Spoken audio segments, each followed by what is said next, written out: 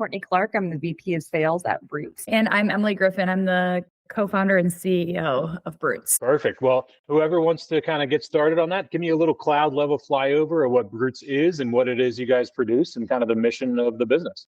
Sure. I can start with that. So full transparency, we are a mixer company at the moment, and very shortly we will be a RTD and mixer company. So we're debuting our RTDs June 18th. So currently right now, our primary focus is in mixers, right? So I started the business in 2016.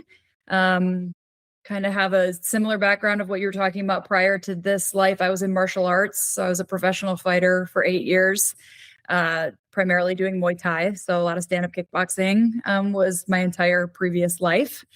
Got into this, like I said, in 2016, where we started doing all natural cocktail mixers, Bloody Mary to start. And if you want kind of the full background of the business, or you want kind of just the gist of it. No, keep go all the way. This is about the story of the business and the people. So you go for it. Perfect. So started this Bloody Mary in our apartment in LA in 2016, started bringing it to like pool parties in friends' house. And people were like, oh, you should sell this. And we were like, that's insane. Because I was kind of in the height of my fighting career, but also saw an end in sight, as most fighters do when their bodies start to kind of crumble. So long story short, a friend of mine from Grand Rapids was like, oh, you should do this trade show. And it's a food and wine trade show in Grand Rapids, and just kind of see how it goes, because the mixers are so good. So flew back to Grand Rapids, Michigan from LA with a few friends and our co-founder. And we bottled 100 cases of Bloody Mary mix in my parents' garage, and self-labeled, did everything kind of on our own. I had a really dodgy Vistaprint banner printed. A friend of ours in LA that does some like graphic stuff, he was like, I can make a logo. And we go to this trade show in Grand Rapids and we sell out a product in 2 days. And we, long story short, signed with a distributor 20 days after that. So outside of the Bloody Mary mix, then kind of fast forward in 2019, we finally added to the catalog. So we built the entire company off of a Bloody Mary, a premium, all natural, organic based Bloody Mary mix. So we just saw kind of a hole in the market, that there wasn't anything premium in that section, especially the mixer section as a whole, to be honest, but primarily in Bloody Marys. It was like a lot of salt and sugar driven mixers. So that's kind of where this all stemmed from. So started to add to the catalog in 2019, where we added a Bloody Caesar, which was like the first to the market and mass retailer. And then outside of that, at that same time, we built our own manufacturing facility from the ground up, my co-founder and I, and started producing everything in-house in Grand Rapids. 2022, we added margaritas to our catalog, and that's kind of where the business took off, was from adding all natural, real lime juice based margaritas. And now fast forward to today, this is kind of long story short, but now we're in 2,400 locations across the US, probably a little bit more now. 1,000 plus Walmart stores, 900 plus Kroger stores, 8 DSDs nationwide. And then we're with Kehe on the West. So kind of all encompassing this mixer company. And then at the same time, like I said, in June, we're adding RTDs. So that's kind of the gist of Brewt. Absolutely. Are you going to do RTDs off of the Bloody Mary and the margarita, or are you going to kind of add another layer in there? Yeah, great question. So primarily, I do not want to be a margarita company until the end of time. I would like to add other SKUs. It's just like the margaritas really just took off, and that's kind of where a lot of our focus has been. But we will have just only margarita RTDs, not Bloody Marys, because I'm sure, as you know, being in the industry, it feels like a total mess to do something like that, and like a feat that nobody's really been able to like accomplish and do well. So we're like, maybe we just hands off that until we, succeed in the margarita side of things. But primarily from a strategic standpoint, my end goal is to have, full cocktail lineup outside of margaritas.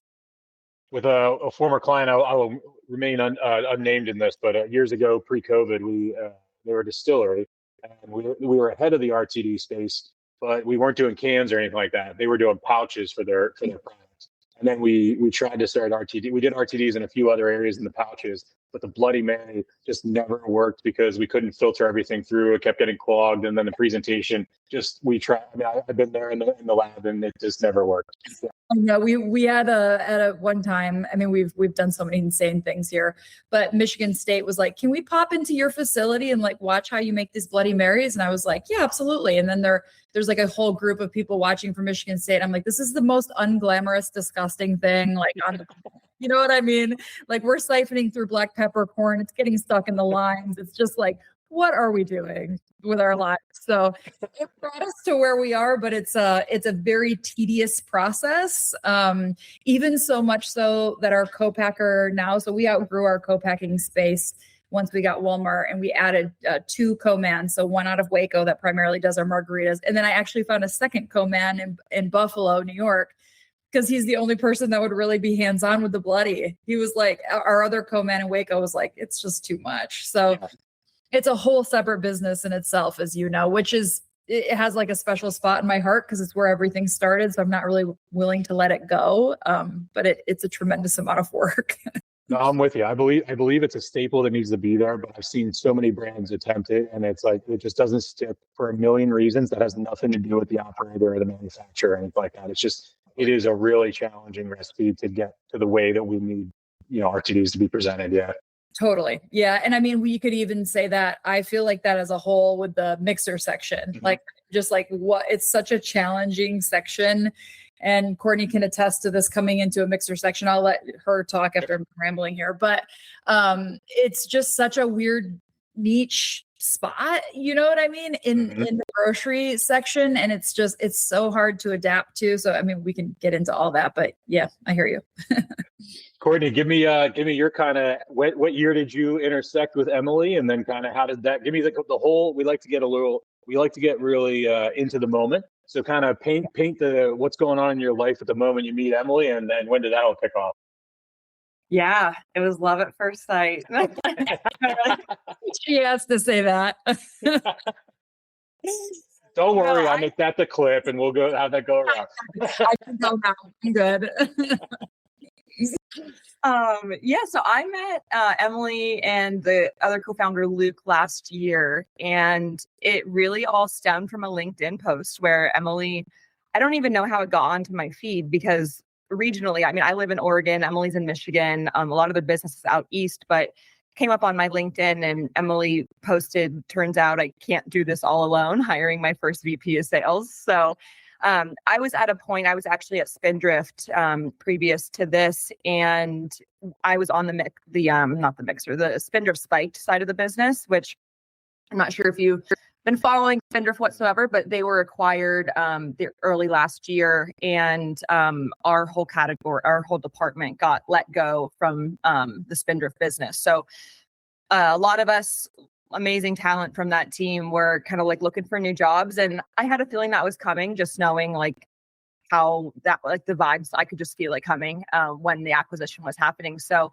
had reached out to Emily after that LinkedIn post, and our very first call, like hearing her story, and how can you not like just think that's the coolest thing ever? Like when I heard she was a fighter, and like just the whole story is exactly like where I wanted to be, because I saw a lot of people who were kind of the first employees at Spindrift and saw their journey. And I got in pretty late compared to all of them. I got in probably year 10 at Spindrift. They sold at 12. And I really like wanted to build something with the founders. So when I saw that opportunity, I was really excited about it and just clicked with Emily and Luke right away. I came on. Yeah. Go ahead, keep going. Yeah. Yeah, I came on with them in fall of last year and just like hit the ground running. So I knew in our first interviews that they were looking to launch that RTD business, which is really like my expertise coming from alcohol. Honestly, like the non-alc Kehe mixer business was very new to me. Like I all my experience, I was at White Claw prior to Spindrift. So had worked in alcohol with DSD distributors. That's really all I knew. I didn't even know there were other options en route to market. So it was like a pretty big learning curve for me. I saw it a bit at Spindrift, but was mostly hands-on with like the DSD business. So it's been a really fun journey and just like really eye-opening to everything that can happen like within the beverage category, both non-alc and alcohol. It's so I know we have some paths to cross. So in my prior world, I was in the early days was in the distributor world. So I was brand manager, vice president of sales, and all that stuff. And when White Claw came out, I was one of the few that was like, this is the future. And it wasn't because I liked the product. It was that I've always been one that sees the delta and the demand and the numbers. And when first, what was the other? There was another brand that was like out of Connecticut or Rhode Island or something like that too. I think Was it bought by who was Truly, or was it it was Truly? true. And then there was another one, it was like two names or whatever, and it was like a small one that kind of came through, and then not really. Yes. Yeah. God. Yes. That one, when I saw that brand of the size that it was, doing the data that it was doing, I was like, there's something in this category. I was like, this isn't necessarily the right brand to be the one. They didn't financially obviously have it to kind of build the brand. And then when White Claw, Truly, and those came through, that's obviously with the finance and things like that. So I represented those brands. Still do today. I work with Boston Beer on the RTD side of our business. Yeah. Nice. That's awesome. Great company. So, yeah, exactly. So yeah, this podcast is kind of something I do for the industry, but it's our daily stuff is strategy, market development, and we cold open accounts. So we'll bring in Pennsylvania specifically, we bring brands that are not in Pennsylvania, and then cold open the market for them, set them up with distribution, help them with their monthly business planning for a lot of startups that don't understand necessarily the difference in DTC relationships and market strategy versus actual wholesale retail strategies. Wow, that's amazing. How long have you been doing that? 18 years this summer. Yeah. Wow, that's very cool. Yeah. Is that where you're based in Pennsylvania? That's where I'm based in. Yeah. So that's where the main territory is. But I've done in COVID, I branched out obviously and remotely did work in Nevada, in New Mexico, Chicago, a bunch of other states remotely, doing kind of consulting work and stuff like that. But I can tell you that it's nothing in this industry. You can make headway and you can do that, but really, as you guys know, it's walking in the door. It's touching those retailers and stuff like that. And my specialty is in the independent mom and pops. So that's where I kind of really go, door to door, up to 5, 10 locations, things like that. I do work with the chains and everything like that. We just did a conference actually last week with the Pennsylvania Food Merchants Association. So all the gas convenience stores and all the ownership and families came in the room, and we did a panel presenting about hemp beverages and functional beverages, because in Pennsylvania, that's a whole new thing that's illegal right now in the alcohol space. So it's legal to sell them, but you cannot sell them, manufacture, or distribute within the same facility. So we sell them in coffee shops, and now we're opening up yoga studios and CrossFit gyms and things like that. So so we're going with a whole against the grain strategy, while also supporting the traditional where we can with our RTD portfolio. Yeah. Wow, that's amazing. Yeah, you've been in every aspect of it. Yeah, it's tried and true, and I can say that I've done trial and error so many times that I might not. I can tell you, yeah. And you being in the fighting world, it's my history is wrestling and football, and I have another podcast with a UFC Bellator fighter. So it's we definitely connect on that as far as what it takes, and every door might not open, but if you bang it hard enough, somebody will answer it. Honestly, when you said Bellator, I was like, holy shit, I haven't heard that in a minute. Like I haven't heard that in a hot second. So that was actually, Emily, I'm going to have you on that show as well, because we have not had a previous fighter with Clifford on it. So I want to see him interact. Yeah, he's bringing my world into it, and he hasn't brought anybody over. So I want to surprise him with an episode. We do the same thing, cold meetings and stuff like that. So perfect. Well, talk about you guys, your strategy. I mean, you went from 10, you're about 10 years into this now, and 2,400 locations. What year was it that things really accelerated with the Walmarts and the multi location? And then how did you manage that? Because it seems like there was a gap from there to Courtney, where that would be a lot of stressful times as an operator. So kind of be as vulnerable and teaching as possible to the audience as far as what that growth was like. Sure. And then how you got about going there without don't give any secret sauce to your competitors or anything like that. But I don't know if they have the secret sauce, to be honest. It was just grit and resilience. That's exactly what it is. Some days I'm like, I got this figured out. Next day I'm like, what happened? Welcome to the beverage space. Yeah, exactly. And like nobody prepared me for the beverage space. And like I had no experience, right? I was just like a very gritty fighter. So like getting into this space, or like CPG as a whole, has been 10 years of learning experience. Honestly, I like have not mastered or figured out everything even remotely close yet. And yes, strong point to the fact that we had a huge gap between what we were doing. Honestly, I was bootstrapped for 8 years. We built this facility that I'm sitting in right now off of profit from Bloody Marys. I just did everything that I kind of thought was the right way to do it. So I started the company and getting into distribution. I was only with one distributor for six years almost. And they were just servicing the Bloody Mary. And I was doing exactly what you were saying. I was literally showing up at every store you could even imagine. I was popping up at disgusting, dodgy liquor stores, doing demos on a Friday. I was doing easy. I'm still doing that. All right. Easy. I know. Believe me. So am I. I just spent the entire weekend at Sam's Club last weekend. I was like, another one on Thursday. You're good. Right.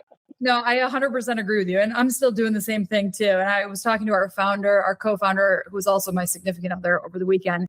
And we were talking about the strategy of going into RTDs and not to ramble, but I was like, I'm showing up. I'm showing up at stores. Like I'm knocking down the doors and I'm showing. And he was like, really, after 10 years and you being the CEO? I'm like, yeah, that's just like, that's inherently in my blood. It's just to show up and like make sure that people know who we are, who Courtney and I are, who Luke is, like what we're doing as a team, I feel like is what got me here, and making sure that I like stay really true to who I am and what I believe in. And so when we decided in 2022, honestly, all through COVID, I just drank margaritas. My significant other has 2 dads that live in Palm Springs, and we spend a significant amount of time doing absolutely nothing at their home in Palm Springs over drinking margaritas. And I'm like, this is the only thing I drink. Like, why are we just focusing this entire... And to your point, I saw a shift in the consumer with Bloodies. Like when we first started, it was really cool. It was premium. We were like finding this kind of younger generation. And during COVID, it really all like took a hit, to be honest. I did this, I'll never forget. I did this event. It was a virtual event, and it was like an event or an awards ceremony. And it was just about Bloodies.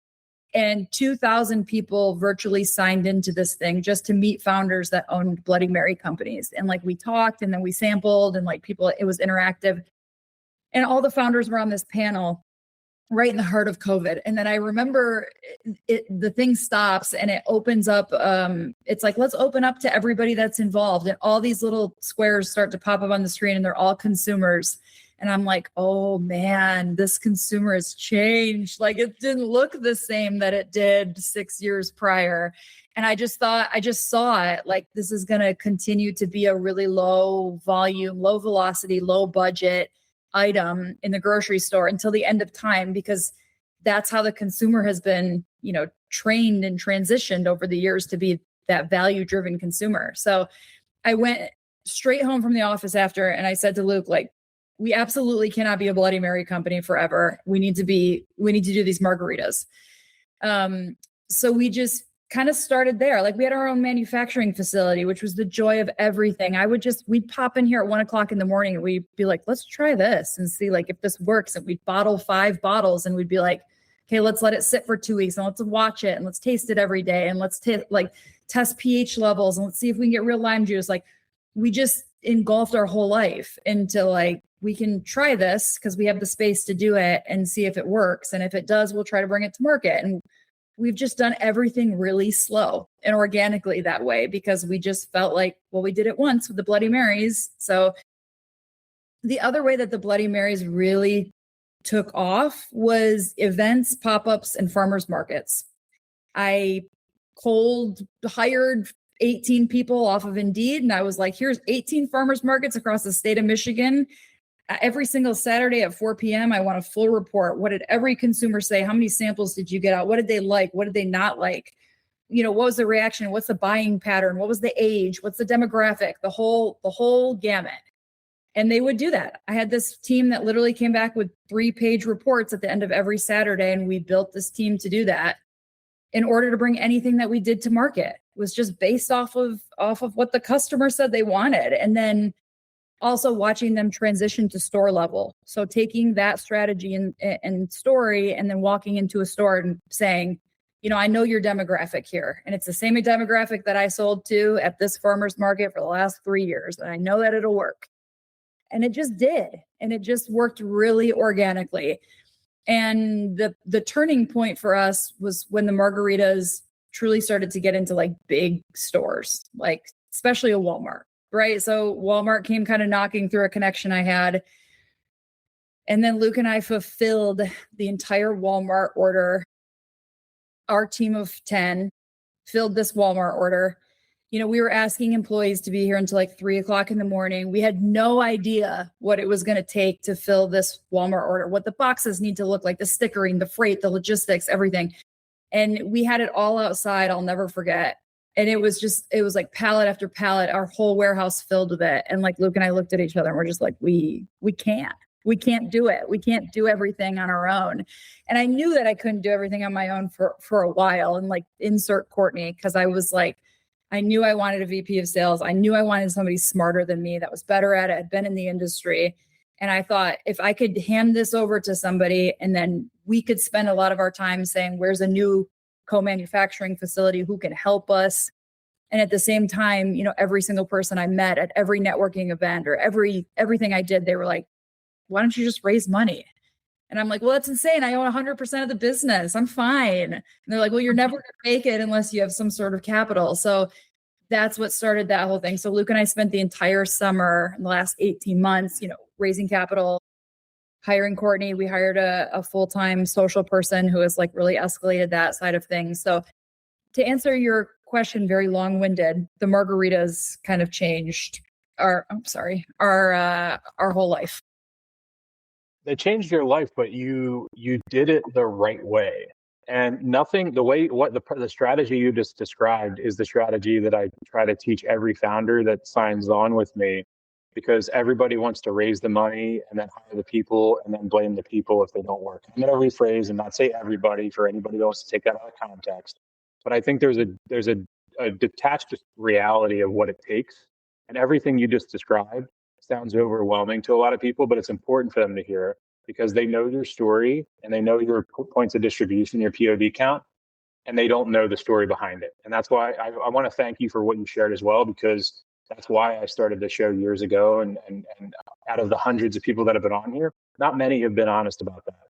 And a lot of people want to say, I made one phone call, but we all know that it wasn't one phone call. And whether they're being too humble or not, it's not a place of victimhood to say this is fucking hard work. Yeah. You know what I mean? Look, and that's the thing that people really, and honestly, that detachment of reality is what burns people out. And then they have a short-lived life in this business. Because if you go into this business knowing this is cutthroat, and it's not cutthroat like, ooh, it's hard. No, it's really doesn't stop. Yeah. And in the beginning, I'm sure you can recall like when you were opening up those accounts and you didn't have a Courtney, when something was wrong, they had your cell phone. Yeah. And they never hesitate to call. You know what I mean? Exactly. Whether they bought $20 worth of product from you or $20,000, it was the same problem, same phone call, same temperature when you answer the phone. And I think that's a stress that a lot of people don't realize either, because they build those buffers because they come from corporate and then they know how corporate works and they're like, oh, well, I got to build this business with buffers. It's like, and that's actually the detachment of the reality, because just like you just said, I'm going Thursday to stand in the middle of a beer distributor to pour out RTDs of a vodka orange crush. And I do it proudly because that 2 hours that I'm going to spend there gives me invaluable information about how the next month, in the next 2 months, I'm going to carry myself and I'm going to sell that brand in. And whether it's 90% of them are like, no way, I don't want any, whether it's because they're driving home or whatever else, it's the 10% that is the value in the data. Totally. Absolutely. It's invaluable that,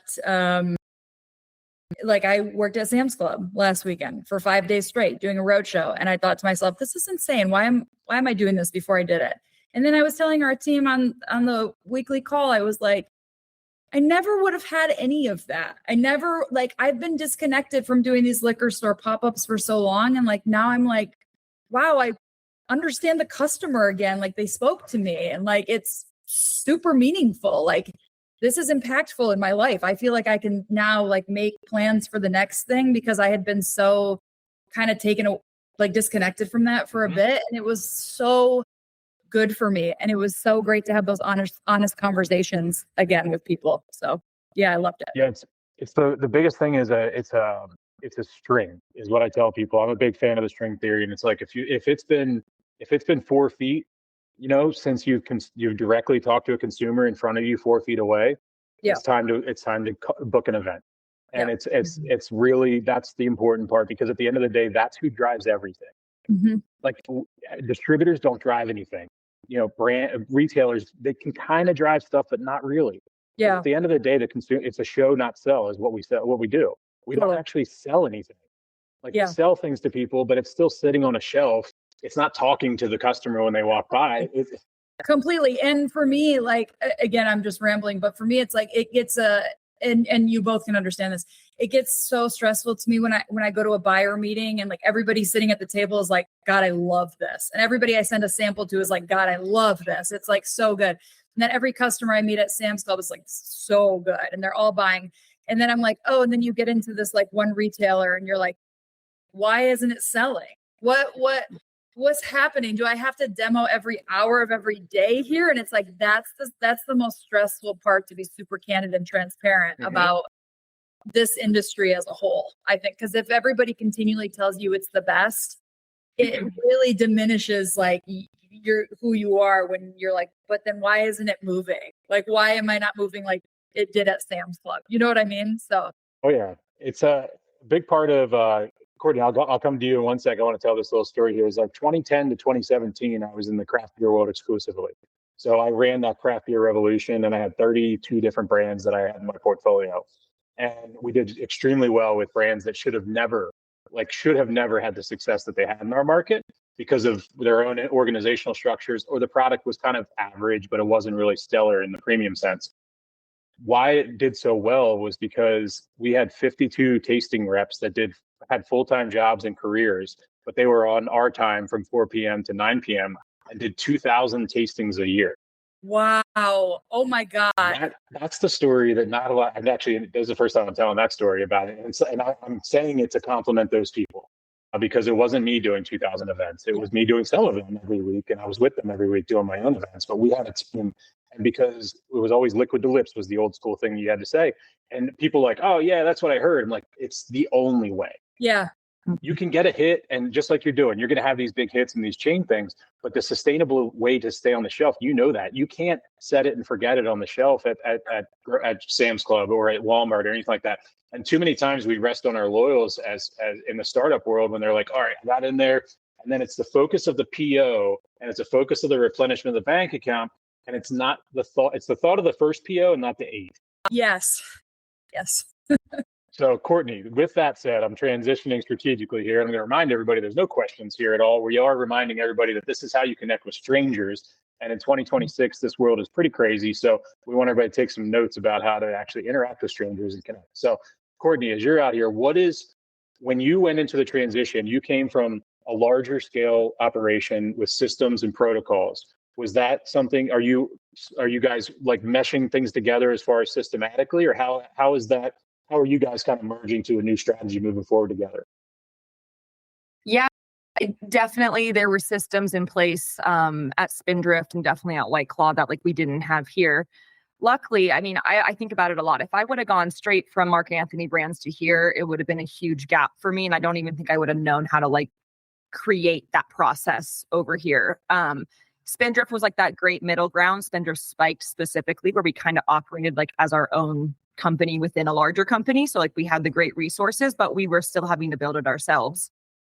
So from there, I learned how to actually come over here and like, okay, we're going to use NIQ advisor. We're going to use VIP. We're going to use like audit companies. Like we're going to use things that, like, quite frankly, I don't think Emily ever had to use before, because it was like the farmers market business plan was awesome. And like it created what they have, but it's not going to work moving forward. And so like, how do we like maintain all that great insights and like this business that we've built as like this farmers market brand into now like 1,000 Walmart store brand and a 10, 12 Kroger region brand. And honestly, like without a huge field sales team either, like the answer does lie in like having your systems and software in place. So yeah, the first like 4 months, and I feel like I'm still trying to get stuff ironed out. But it was a lot of just like a lot of phone calls, a lot of submitting paperwork, a lot of like trying to also like getting Emily and Luke to like understand the investment, because it's not cheap to do those things. And like, I'm so grateful that Emily and Luke have seen the value and like these ideas that I've brought to them. And we have been able to put everything in place that we need. And like, I feel like we're just now seeing the benefit of that, which has been hard because like, of course I wanted to come in here day one and like make all this stuff happen. But I realistically knew it was going to take like at least 6 or 7 months to start seeing things like turn in the right direction, which I feel like we really are right now, which is exciting. Yeah, absolutely. I mean, and we knew we needed that, and that Courtney has been instrumental for that. Like Luke and I made it this long without like any of those systems in place. Like we just didn't know about them. Like we had, like Luke comes from the entertainment industry. So he was in the music industry for 20 years. Like we just did what you don't know, you don't know. And that straight up is like the most valuable thing to me. Like we just didn't have it. You know, it's not that we weren't asking the right questions. We were just getting by and we were just trying to grow. So like what she's done is taken these, like, not necessarily corporate structures, but like just higher level business structures and implemented them here. And she's completely right. We are on the other side of like seeing all of this come to life. And it's been really exciting. It's something that, like, when you work in the farmers markets or the independent channel in the beginning, and then you go to this, you have to have a replicable system. And even to like you said, Courtney, those new product forms. Like I remember I had a full head of hair when I started filling out new product forms. Like those Excel files are something. The worst. And then as the agency on the outside, it's like some of the stuff you can't answer. So then you're just relaying phone calls left and right, being like, what's this answer? What's this stuff? Well, I don't want to share that with you. Well, I got to give it to them. Yeah. So exactly. you feel like you're giving away your firstborn after a while. And I'm sure, Courtney, I will make this joke. It's like you at the beginning, you got somebody that's a former fighter in there. You don't want to get thrown in the octagon right off the bat too. So I'm sure you danced around which ideas you were pitching, Oh yeah. Pick my fights wisely now. Exactly. It's perfect. So, okay, so that you just gave me a little hint there. So Luke in the entertainment world, you in the fighting world. Now I see this, because the music world's just as gritty and it's just as resilient, and it's just as much as you can sit in a room and have the American Idol syndrome where things going to be a hit, and you put it out into the world and it's not a hit. And so that's also like Luke's personality to a T, is like just grind everything out, just like work until you just can't work anymore, until you absolutely have to force yourself to sleep. And it's a disservice to him because he's just so crazy like that. But he thought, we've had this conversation a million times. He was like, leaving the entertainment industry, he was like, I feel like I could do anything. If you can tap into musicians and engineering and work with record labels like Sony, which he did for 10 years, he's like, I can do anything. I can definitely figure this out. So being in this industry every single day, he's like, I can't figure it out. Yeah, like maybe it's going to take 10 more years. I don't know, but it's like such a weird industry, but it's so similar to what he was doing. And it's just the grind. Honestly, it's just grinding it out all the time.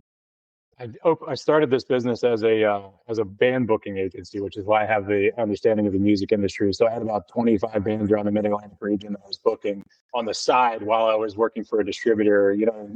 And it was one of those things where eventually the world started colliding. And it was 2010 to 2012, maybe 2011, when the whole industry really changed. And like as far as live music and on premise and small venues, and they did away with the flat fees, and then everybody was working for the door.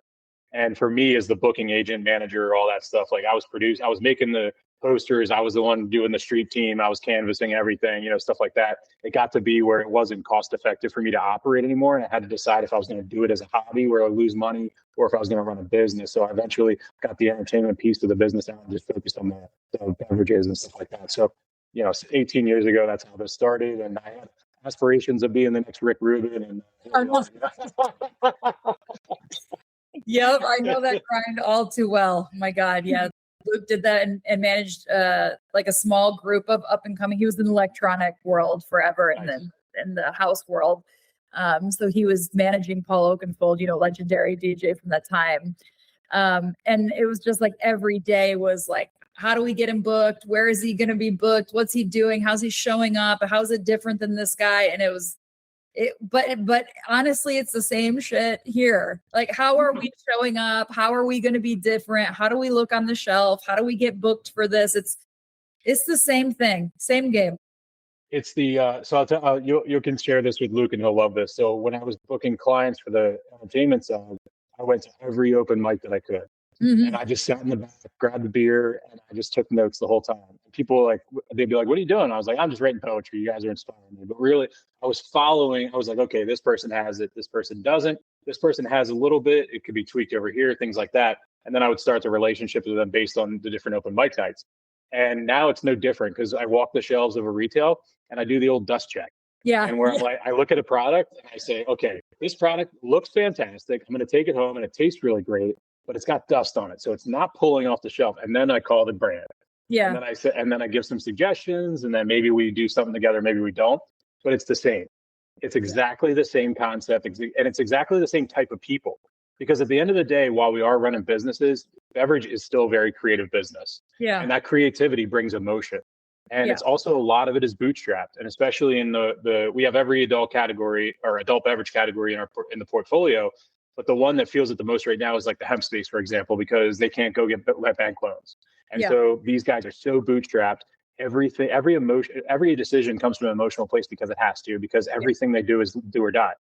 And, things like that, like Walmart and things like that. I think a lot of people also don't realize, not just Walmart, I don't want to pick on that because it's one of these things that it's not just them, it's every chain is people look at the PODs and they want to strive for that. But I think they don't realize what you touched on earlier is the money that it takes, the capital that it takes to drive those places, because you don't just sell 300 or 200 stores into Walmart and then just wait for the POs. Right. And I think that's something that people underestimate. So I appreciate you guys bringing that up and touching base on how, you still have to work the brand. You're going to feel like sometimes that you are an extension of the staff inside of that grocery store, inside of a convenience store or a box store or anything like that. Totally. And that humility is the most important piece, because no task is below you in this. Yeah. When you're willing to literally do anything is when, maybe when things start to work the best, Exactly. That's another reason Courtney's been great coming in, because we only ever kind of built this brand off of trial and taste, and Courtney was like, "Oh yeah, we need to run Inmar deals and Vestcom tags," and I'm like, Luke and I are like, "We don't even know what the hell a Vestcom tag is." Speaking Greek to you at that point. The things that she has told us, Luke was like, we get off a call, he's like, "I didn't know what that acronym was." I was like, "Either did I." We're looking it up. You know what I mean?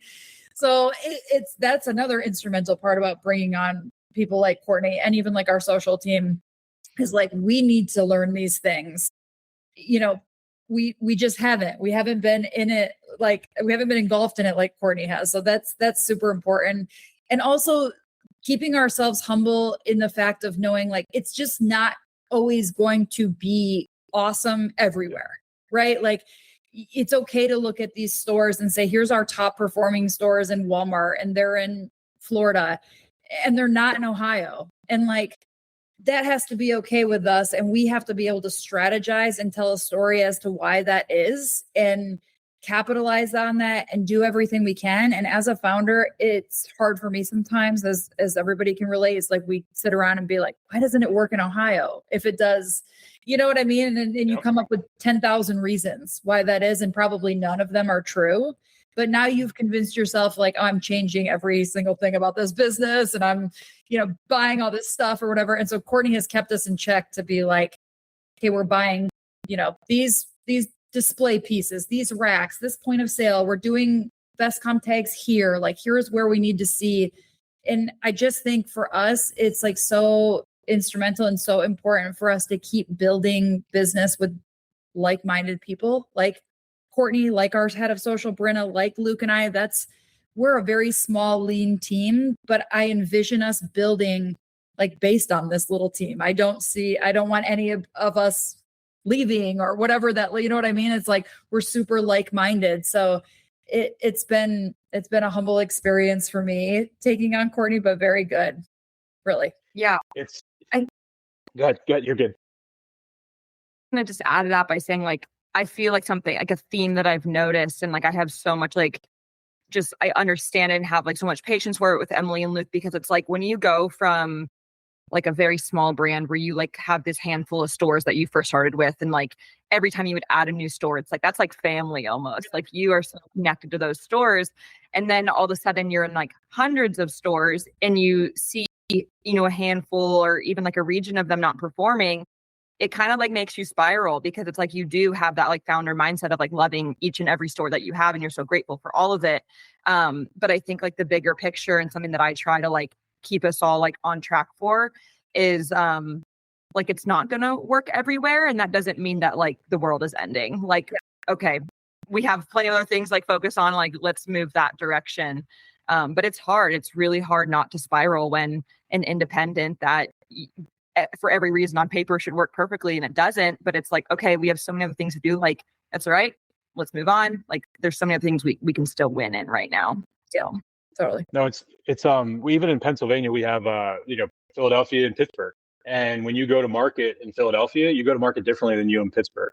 Mm-hmm. And it's one of those things where it doesn't even have to be states away. And it's about the culture and it's about localizing. And that's one of the things like when we did the whole craft beer revolution in the early 2010 and all the way through, it was taking brands. Like my job was to fly around the country and find brands and then bring them to Pennsylvania and localize them.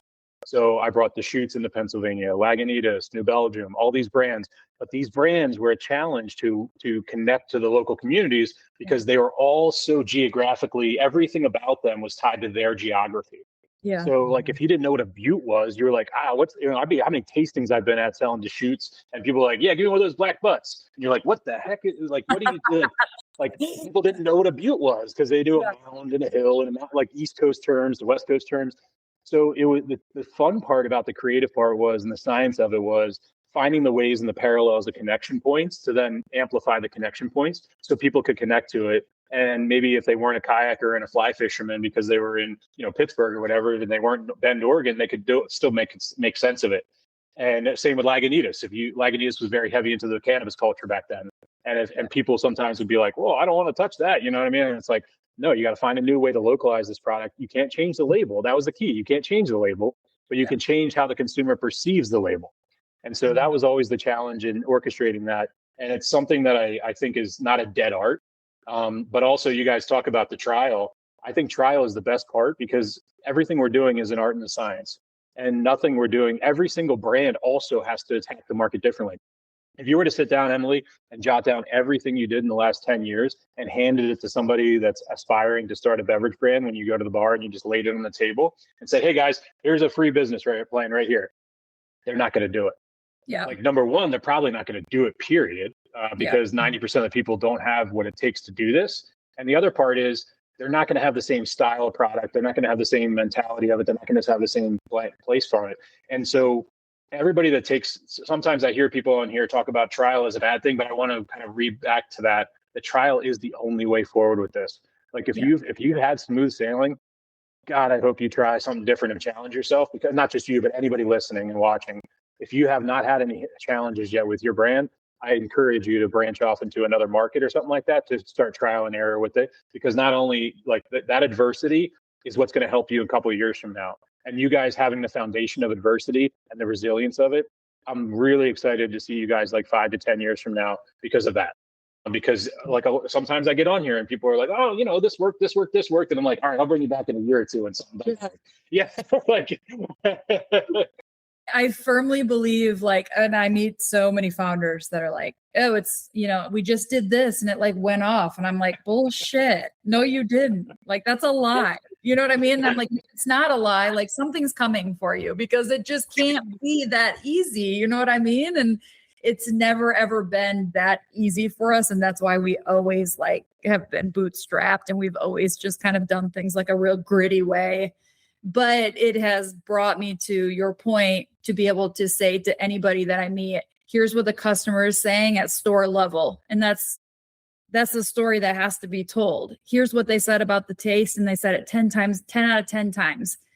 That says something. And it's like, now you just got to have the capital to do 2,000 demos across the nation. Because if we did have that capital influx and we did 2,000 demos across the nation, I feel like this brand would probably just blow up just because of what we've done in demos to this point. I have the stats behind that. So that's the hardest part of beverage is like, and everybody here knows that, but you're like, I see it. I see what it needs. I see what it takes. And now I have to like convince somebody to give us money to set up shop at 2,000 stores across the US is the hard part, you know?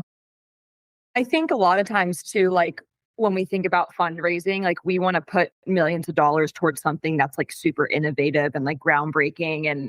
And honestly, the answer really is just trial and it's demos. And it's like, it's okay to raise $1 million just for demos. Like it doesn't need to be anything recreating the wheel. So yeah, it's been tough to like accept that, honestly. Yeah. Yes. And I think it's tough to accept it because you meet people that are like this, well, we sell, $100 million a year. And I'm like, well, I never saw you do a demo. What the heck? That's the challenge, but that's what it takes to get there, I think. It does. And it's the science part of it is like, if you're a founder and you haven't sat down with a hypothesis yet and really done that and just been like, all right, we're doing what's working. Nothing in CPG is linear. And that's the thing. And it's not just beverage. We are literally selling to the end consumer. We're not selling to distributors. We're not selling to retailers. Yeah. We're selling to the end consumer. And the worst part is we're not selling with our mouths. We're not selling with PowerPoints. That consumer is taking a 12-ounce slim can or a 12-ounce can or a 16-ounce can that's in a sea of similarities. And we have to build our brand off the shelf just so much that they know who we are on the shelf, because the experimentation, it will last for a little while. And I think a lot of people, and I will speak of the craft beer guys today, like they all thought that was going to be forever. Yeah. I did. I had a couple of years where I thought it was too. Towards the tail end, I saw it differently and started expanding outside of craft beer around 2017, 2018. But there's a lot of guys and girls that thought it was going to be forever. And now where it is it's interesting because they got a good run there of product. It was just, you put anything in there and put a good back. We called it a t-shirt and a dream. If you had a good t-shirt and a good sticker and a good product, you were going.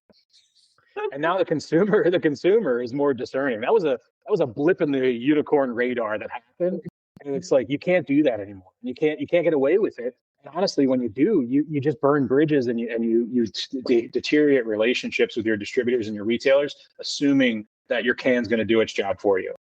And the amount of brands even too that sometimes don't have a website today, or they don't have social media because they're like, oh, it sells itself. Like anybody that tells me it sells itself, I don't ever, like, that's it. Like my conversation ends right there. Yeah. I'm like, okay, today it does. Next Tuesday it's not. And if it's not next Tuesday, it's coming. It's going to be a wake up call, because if you have that mindset now, it's going to be jarring. Yeah. You told your baby's ugly is not a good conversation. The joy of that, and it's really like kind of the only joy of this section, but to your point, us being in the mixer section, that is so damn humbling. I cannot even tell you, this archaic section that has not seen new life in so long. And everybody that keeps talking to me, they're like, the section is what the section is. And I was like, well, they didn't say that to Poppy and they didn't say that to soda. So I'm just sitting around waiting for like one person to be like, mixers are cool, right? Yeah. Us just like ride the coattails of that. Honestly, like our section has been so archaic and so stale and so dusty for so long that we've never even met people in the industry that are like, oh, it just sells itself. Everybody in the mixer section is like, this shit sucks. This is really, really, really hard. And we can't figure out who the consumer is. And they are different than they were last Monday or 3 hours ago. And so luckily we're in a section that continually humbles us to the point that I love it. I honestly, I'm like, what section in beverage right now is dusty? Like what subcategory is dusty? And I love, like, I listened to a podcast with Athletic Brewing, and for a while, non-alc beer was dusty. And then one brand revived it. And like, that's really all it takes. Like sometimes you don't need to, again, like reinvent the wheel to uncover $1 billion category. Like it's there.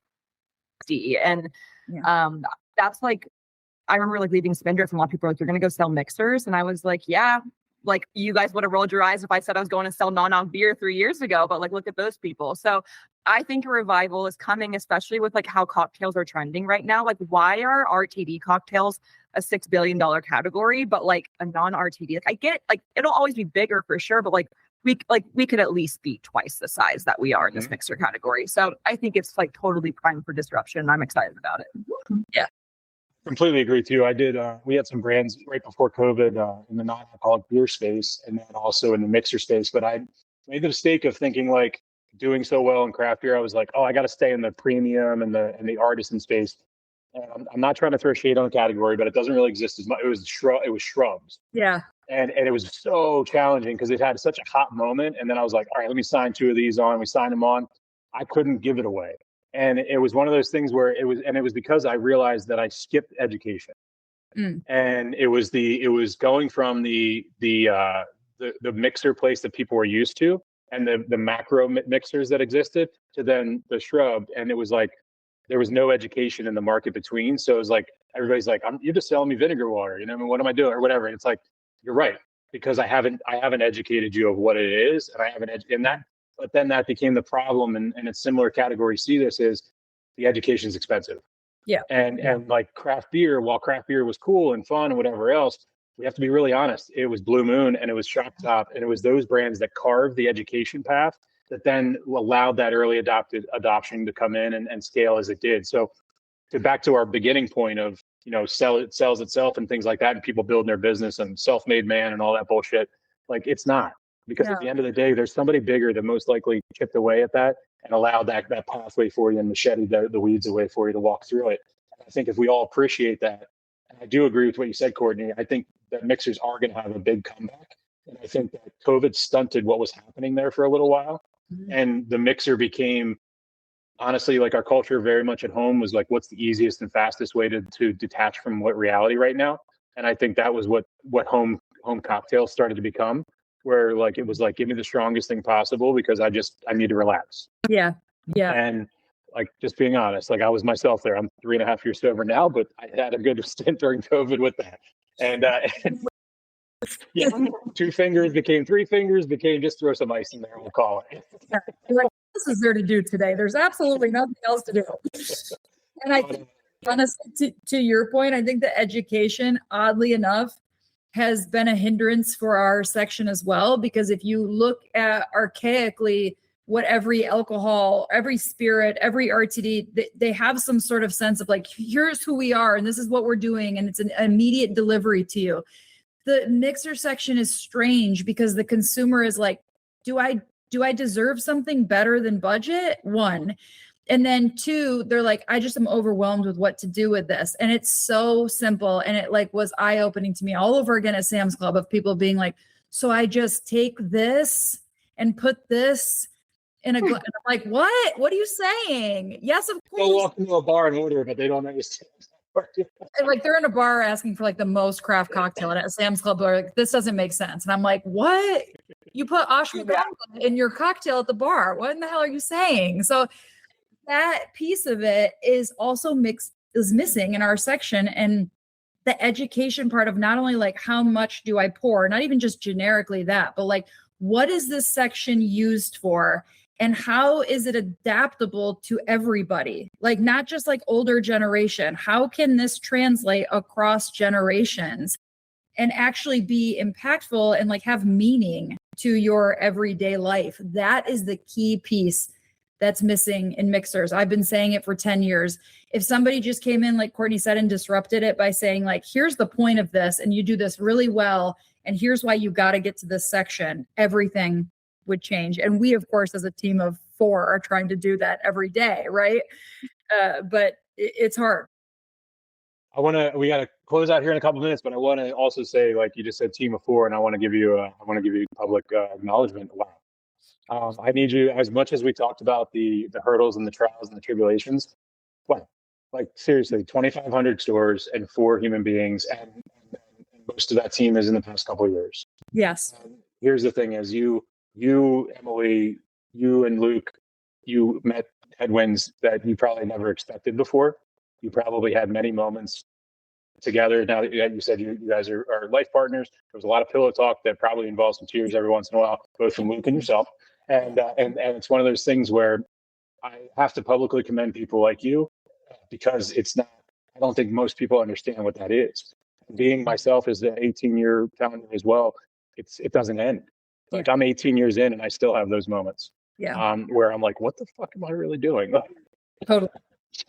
No. And I want to say to Courtney as well, like Courtney, to you, going from that structure, going from that consistency, going from there, despite the fact that it was a jolting departure, that's happens. I've been through 2 layoffs in my career in the alcohol space as well. It doesn't end, and it doesn't. I'm not going to say it's happening here. That's not what I'm trying to say. What I'm trying to say is you bounce back from that, and then you accepted a challenge, because a lot of people would want to go match the same way. And you said, I want to meet a challenge, and not a challenge where you're in charge of everything, a challenge where you can control your own destiny and be an entrepreneur. And I think that's really something that I think you need to, if you don't already, every morning, please take compliments to that and look them in the eyes, because most people would take the cakewalk job after a layoff. Yeah. And because layoffs are challenging and they're jarring and they're emotional, and you took the challenge. And I'm really excited to see where you guys are going over the next few years, because this looks like a power duo with a trio down there, Luke on the other side. So guys, I want to close out, and I want to just thank you both for coming on, and want to remind everybody in the audience that there's no script, there's no agenda, there's no prep. We've never met each other. We've never shared a drink together, or went to a bar together, or a coffee shop.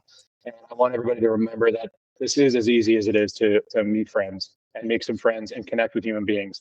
And while it might sound jarring and it's nerve-wracking to meet strangers, guess what? We have a lot of things in common. And I don't know anything about you guys when we started this. I only know you book. I see your name on the calendar, and that's it.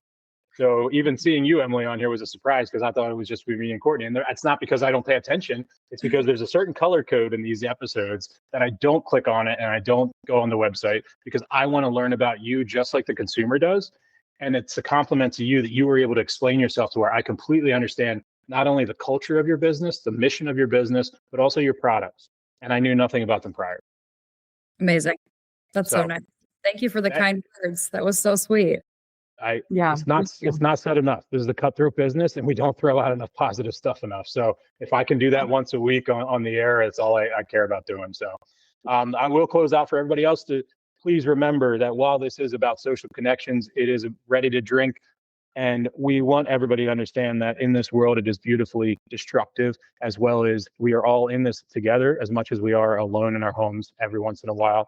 When you're walking out on the street, put your phone in your pocket, look at the stranger in the street while you're walking by. When you're at the gas station filling up your cup of coffee, look to the person next to you filling their cup, ask them how they're doing, and shut your mouth and actually listen and give them 5 minutes. My challenge to everybody started a week or two ago, 5 minutes a week dedicated to a stranger. We talk about ROIs in here a lot. That 5 minutes could change somebody's day, change somebody's week. And if they're in a really bad spot, it could change their month or their life. And then talk about an ROI. If you spent 20 minutes a month dedicating time to be positive with strangers, and it lasted in a positive memory for somebody for months, that's pretty good ROI. So I want to encourage everybody out there, reach out to an old friend, reach out to make a new friend. And Emily and Courtney, thank you both so much for your time today. And I'm looking forward to having you guys back on again. And then Emily, I'm going to have you on over there to duke it out with Clifford and Big Cat over there on the other show as well. All for it. Can't wait. Thank you. Thank you, guys. You guys have a good rest of your day. Thank you so much. Take care. Bye.